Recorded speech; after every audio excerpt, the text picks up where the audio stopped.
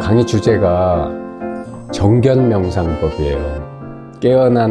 깨어남의 길에는 통상 사마타와 윗바사나, 다시 말하면 삼매와 통찰, 관법, 이렇게 두 가지가 있다고 배우셨어요. 그죠? 요즘은 마음챙김, 마인드풀리스, 별거 다 나왔는데, 지관, 별거 다 나왔는데, 묵조선, 결국 이것들을 다 종합해보면 그냥 그 두 가지예요. 하나는, 이렇게 삼매 쪽에 마음을 고요히 하고, 어떤 부동의 마음에 집중해서 깊이 들어가는 삼매.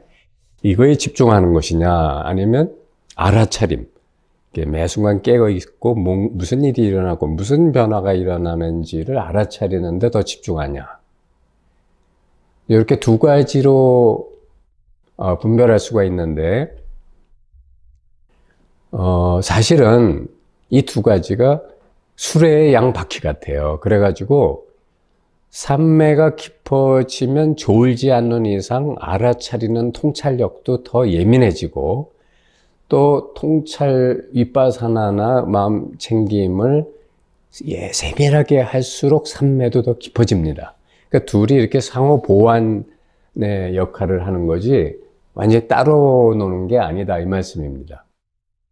그래서 이제 이 두 가지를 합한 명상법이 이제 지관수행, 그칠 지자, 그러니까 삼매죠. 관 하면 윗바사나, 이렇게 이제 지관수행 하는데, 정견이라고 하면은 이 정견은 이 두 가지를 합한 지관수행과 같은 겁니다.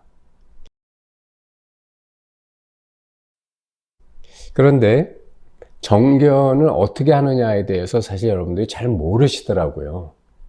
그래서 오늘은 아주 세밀하게 정견을 어떻게 하는 거냐, 그 실무적인 얘기를 드리면 여러분들에게 도움이 많이 될 것 같아요. 그러니까 저도 사실은 여태까지 큰 깨달음은 2번 있었지만 작은 깨어남은 여러 번, 아마 10번도 넘은 것 같아요. 그런 깨어난 다음에 거기서 더 깨어날 수 있고 또 더 깨어날 수 있고 이래요. 그러니까 깨어난다는 말하고 모든 깨어남이 지향해서 더 이상 깨어날 게 없는 것, 깨어남 그 자체가 깨달음이다, 이렇게 말로는 구별할 수가 있어요. 아시겠죠? 그러나 깨어남은 깨달음의 필요 조건이죠. 그러나 깨어났다라는 것이 깨달음의 충분 조건은 아닙니다. 아시겠죠? 자, 그러면 깨달음이란 건 뭐냐면, 여러분들이 막 깨어나고 또 깨어나고 또 깨어나고 그런 게 깨달음이다라고 오해하시면 안 돼요. 깨달음은 뭐냐면, 이미 완전히 깨어나 있는데, 이미 완전하고 깨어나 있음 그 자체인데, 내가 여태까지 번뇌망상이나 망념 때문에 이걸 못 봤구나 하는 거예요. 즉, 깨달음은 깨어남의 반복으로 막 무수한 깨어남을 통해서 도착하는 목적지가 아니고, 이미 거기에 있다는 것을, 그거를 재발견하는 거예요. 그게 깨달음이고, 깨어남은 그 깨달음이 있기 위한 그 작은 깨달음들, 이렇게 말할 수가 있어요. 이게 여러분이 아주 중요합니다. 이거 오해하시면 안 돼요. 깨달음은 수많은 깨어남을 통해서 도달하는 것이 아니라는 거예요. 그렇게 말할 수는 있겠지만 편의상 본질은 도달하는 게 아니고, 이미 거기에 있는데 내가 이걸 못 봤구나라고 하는 것을 확실하게 보는 것이에요. 아시겠죠? 자, 정견명상이라고 하는 것은, 그래서 우리가 정견명상이다 하면은 한자로는 바를 정자에 볼견자에서 똑바르게 보는 것이다, 이렇게 생각할 수 있잖아요. 그런데 그게 아니고, 그렇게 글자대로 해석하시면 안 돼요. 온전하게 보는 거예요. 정견이라고 하는 것은 온전하게 보는 거다. 온전하게 본다는 게 무슨 말이냐? 있는 그대로를 사실 그대로 보는 거예요. 있는 그대로 본다, 사실 그대로 본다. 이게 정견이에요. 그러니까 그러기 위해서는 끝까지 봐야 돼요. 자, 우리가 이제 제가 오늘도 그런 글을 우리 사이트에 올리고 왔지만 여러분이 이제 진짜 깨달아 보면 자기 여태까지 꿈속에 빠져 있었다는 걸 알아요. 마치 꿈에서 자다가 우리가 딱 깨어나면 그 꿈이 아무리 악몽이라 할지라도 깨어난 이후 순간에는 그 꿈은 더 이상 나한테 영향력을 행사하지 못해요. 그렇죠? 꿈이니까. 완전히 그래서 해탈이라는 거예요. 그러니까 그 꿈은 더 이상 나한테 어쩌지 못한다. 이게 깨어나는 건데 그러면 우리가 꿈에서 깨어나는 방법이 뭐가 있겠어요? 여러분 생각해 봐요. 여러분이 악몽을 꾸고 있어 지금. 뭐 귀신이 쫓아와. 또는 막 불이 났어 내가 사는 집에. 근데 빠져나가야 되는데 어딘지 모르겠어. 등등. 이런 악몽을 꿀 때 그 꿈에서 깨어나는 유일한 방법이 뭐겠어요? 이게 꿈이구나를 보는 거예요. 이게 꿈이구나 함으로써 여러분은 깨어나는 거지 다른 방법이 없어요. 그런데 이 세상에 많은 수행단체들이 수행을 하라고 그래요. 여러분 잘 생각해봐요. 이게 꿈이라면, 눈앞에 여러분 세상에 꿈이라면 여러분 꿈속에서 수행해서 그 꿈을 깰 수 있습니까? 안 되잖아. 꿈속에 멋있는 스승님이 나타났어. 그래서 그 스승님한테 삼배를 하고 그리고 저를 이 꿈에서 좀 깨주세요 하면은 스승님이 여러분들을 어떻게 깨워줄까? 깨워줄 수 있어요? 자기가 깨어나는 수밖에 없어요. 안 그래요?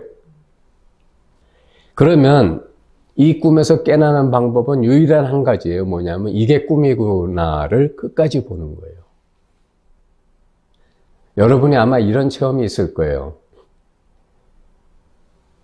이게 분명히 꿈인 줄 알고 악몽인데 깨야 돼 하는데 깨지 못하면서 이상하게 그 꿈에 끌려서 이렇게 막 가위 눌린 것 같이 이렇게 힘들어 하다가 겨우 깨는 이런 꿈 있지 않았어요, 옛날에? 그죠? 뭐 지금도 있을 수도 있겠지. 그죠? 그러면 그 꿈에서 그 고통스러운 꿈에서 나를 못 깨어나게 나를 이렇게 막 어떻게 무슨 끌어당긴다 그럴까? 흡인력 같은 그 에너지 같은 게 있잖아요. 나를 가둔 어떤, 그게 뭘까?